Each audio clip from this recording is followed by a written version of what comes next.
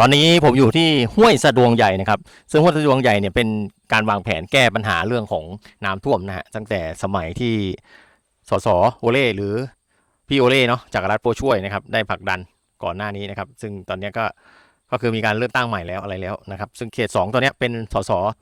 ยุพราชบัวอินทร์นะครับก็รอดูว่าจะมีการผลักดันโครงการนี้ต่อเนื่องไหมนะครับเพื่อที่จะป้องกันในเรื่องของน้ำท่วมเพราะว่าอ่างเก็บน้ำห้วยสะดวงใหญ่น่าจะเป็นอ่างที่มีขนาดใหญ่พอสมควรนะครับงบประมาณค่อนข้างสูงนะครับแต่ว่ามันจริงๆมันผ่านแล้วนะแต่ไม่รู้ว่าสร้างจุดไหนอะไรยังไงนะครับอันนี้ผมก็มาดูพื้นที่ห้วยสะดวงใหญ่